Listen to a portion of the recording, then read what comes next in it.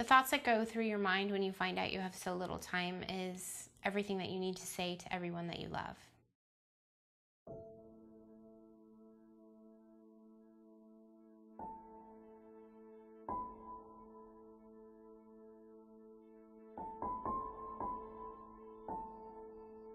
So after getting married is when I first started experiencing the headaches, and they were quite severe. And I didn't understand them because I had never had anything like that before in my life. Right when I was diagnosed, my husband and I were actively trying for a family, which is heartbreaking for us both. And then I was diagnosed this past New Year's. We went away to the wine country for kind of a New Year's Eve celebration, and by Jan 1, the following day, I was diagnosed with cancer and told I was terminally ill.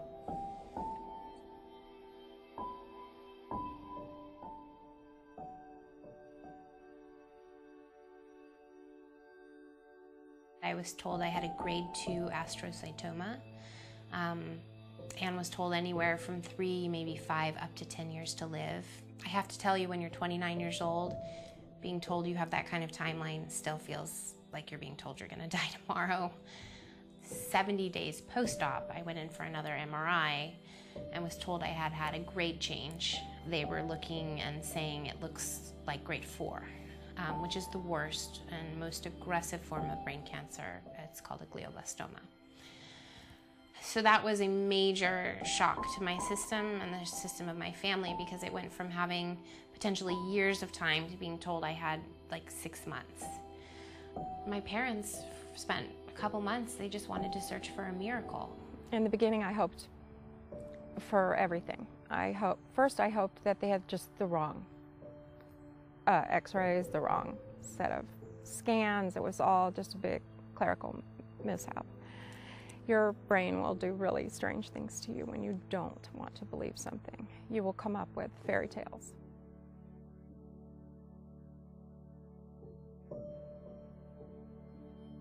I don't wake up every day and look at it. It's in a safe spot, and I know that it's there when I need it.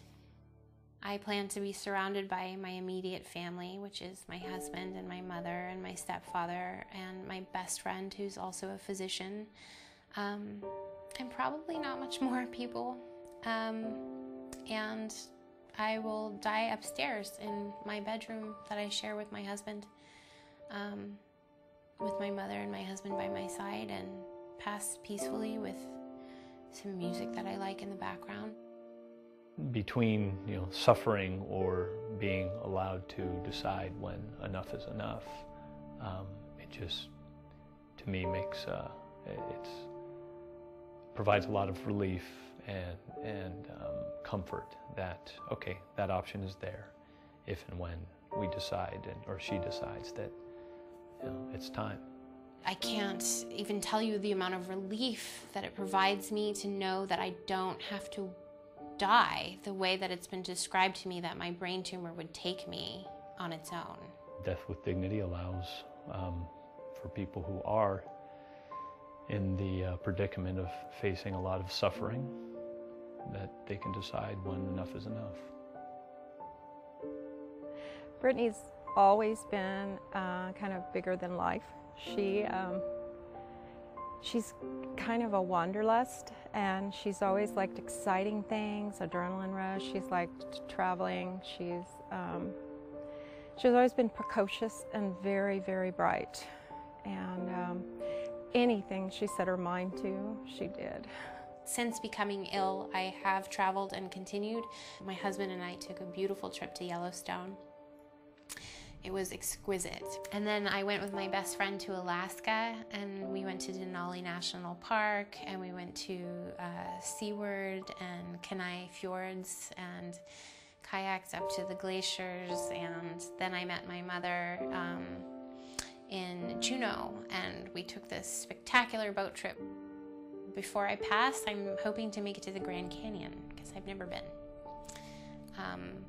And that's all I can do, is set little goals like that, and all those things make every day worthwhile. My hope now is that my daughter can live her life the way she wants to, that she can make the decisions that she wants to, that she can be who she is, which is this very autonomous, bright, well-read, well-traveled person who loves adventure. She's kind of got me into this thing where now we've agreed to meet. And so I'm going to go on a traveling adventure. And it's a place I'm kind of scared to go to, Machu Picchu. A lot of climbing, but she said she'd meet me there. And so damn it, I'll go. I hope to enjoy however many days I have left on this beautiful earth and spend as much of it outside as I can, surrounded by those I love. I hope to pass in peace. The reason to consider life and what's of value is to make sure you're not missing out. Seize the day. What's important to you? What do you care about? What matters? Pursue that. Forget the rest.